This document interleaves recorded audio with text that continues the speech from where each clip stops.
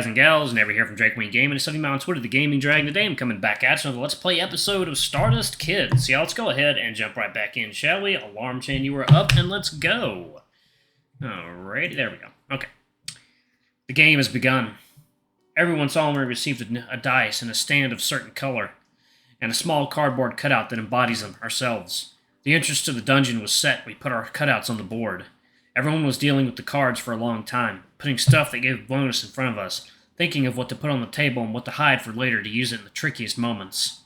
David turned out to be a half-breed dwarf with an elven bow, which he treacherously put on, insidiously exchanging glances with Seth. He, by the way, turned out to be a wizard and drew a few level-up cards at once. Clover and I shared a fate of elf cleric and elf thief. That is our company. Clover's turn was the first, and she, without a shadow of a doubt, entered the left corridor where she immediately met a monster. By titanic efforts, the monster signed as Potted Plant had been defeated, and Clover got her first level and first treasure. It's a start. We were walking around the dungeon, meeting enemies, forming squads, and fighting bravely, getting treasures, punches, and bad stuff in case of a fail. The web of rooms was filling a whole square meter of the floor and was ready to spread out further. Seth was grinning, tossing to almost victorious Clover and David first another skeleton, then a curse that changed their gender and put a debuff. He had a level 9 already, and it meant that he was about to win. I won't give in so easily. I tossed a card to my enemy, after which I became a proud owner of the same ninth level. Want to win, Kurt. I'm not wanting, I'm going to. Then take it. This'll help you fight the boss. He gave me a card. I, feeling that something was wrong, turned it. A curse. Well, of course. Where did he take so many of these? I had to lose all my equipment. And so, naked and now not quite confident in my power, I was standing at the entrance to the room, waiting for the boss. I picked a card. The boss laid on the table. I was missing 3 points to fight him and win.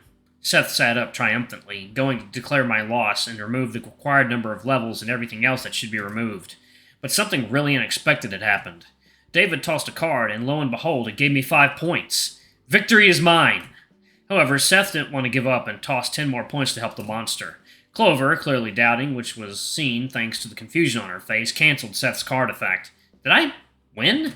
I don't get it. They let me win even though they knew that losers will do the winner's tasks. I haven't expected that.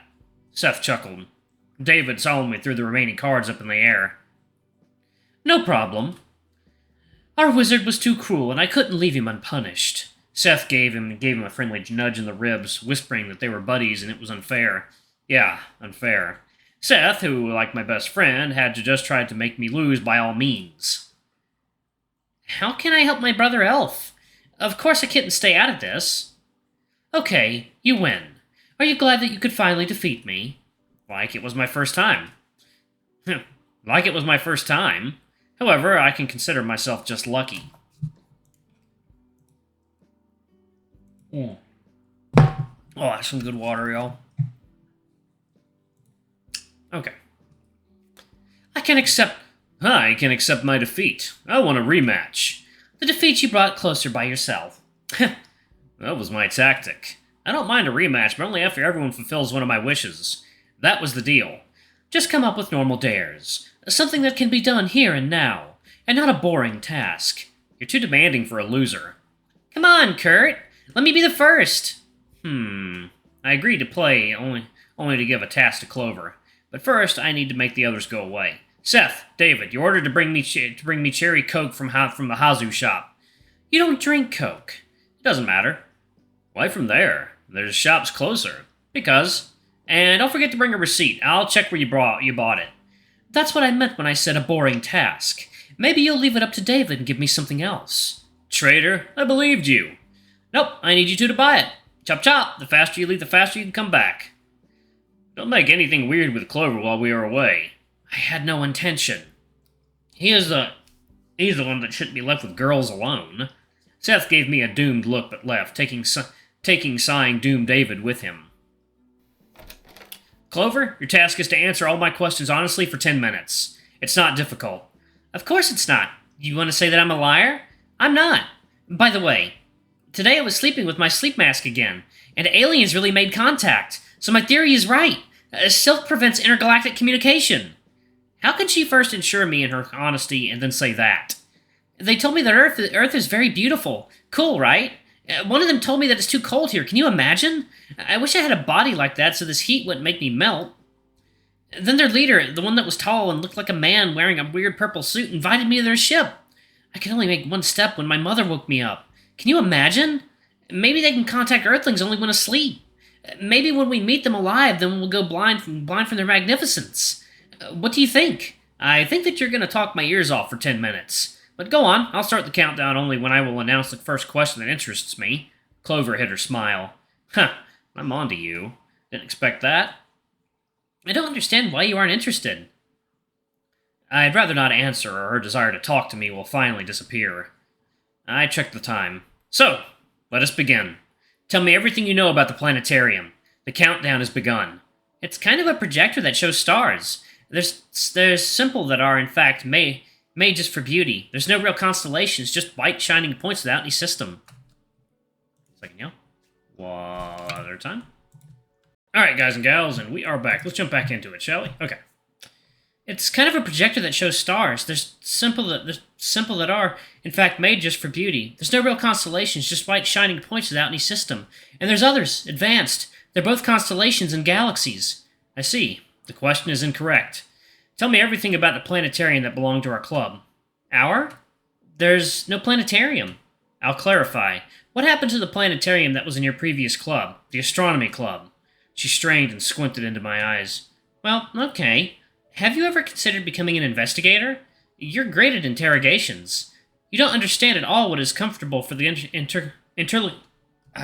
hated that word. Interlocutor. For the interlocutor to talk about and what is not. Clover's comfort now wasn't on the top of my interests, that's true.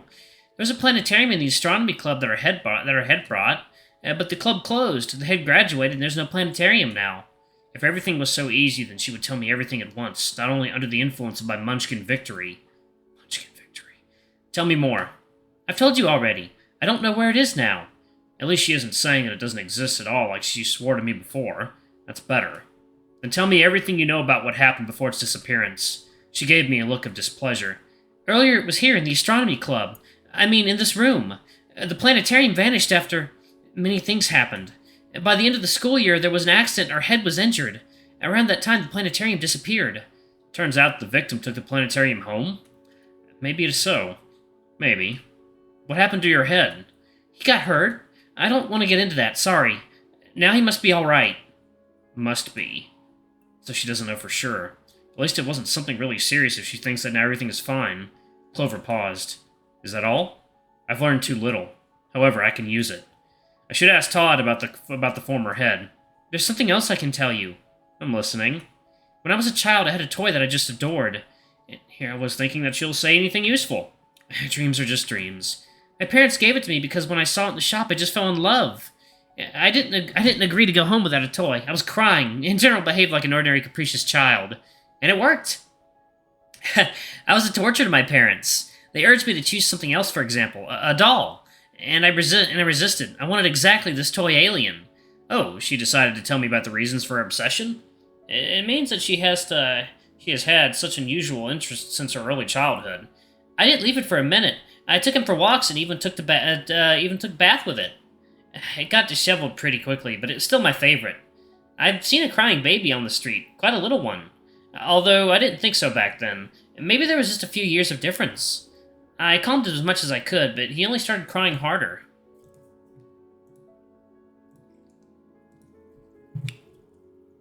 And then the alien talked. Cool, huh? That boy was so surprised that he forgot that he should cry. The alien said that everything will be fine. He came from space. He knows everything. The child asked, what is space? I pointed my finger up at the sky. The boy smiled broadly and said that his mother must be from space too because his father said that his mother went to heaven. He said that he misses his mother. The alien said that he knows it too. Besides, it knows that his mother misses him too and looks at her son from the heavens. And the alien decided that it would stay with the boy as he is much more lonely than me. Sometimes it's better to lose something if someone else needs it much more. She was unexpectedly sensitive in childhood. If a baby was crying next to me, I wouldn't know how to calm them. And I surely wouldn't have a toy alien with me. What do you mean by that? That I was a very good child. Like now, but 20% cuter. I will never understand what's happening in this girl's head. The door hinge creaked. the guys come back so soon? No, it's Evan. What is he doing here? Oh, hi, Evan. We were playing Munchkin here. Only with 2 players? No, there are 4 of us. Soon David and Seth will come back. They, like me, lost and fulfilled the wishes of the winner. Evan looked me up and down. What is it? What doesn't he like? I was sure that he was about to confront me, but he kept silent. The losers entered the room. The holidays had begun, but almost the whole club is here. Cut your Coke. Seth threw a bottle of cherry drink into my hands. And here is a receipt, Your Majesty. And there was a small white paper in my hands, too. Hazu shop. It's so hot on the street. Here, chill. We've bought it for you. You know that I don't drink Coke. And you like it, right? You could have just asked us to go out for a couple of minutes. Seth was indignant, but he took the bottle anyway. David attacked Clover with questions. Confess. What did he wish? Everything was decent. Was it? What was it? What was it? Yeah, we just talked a little.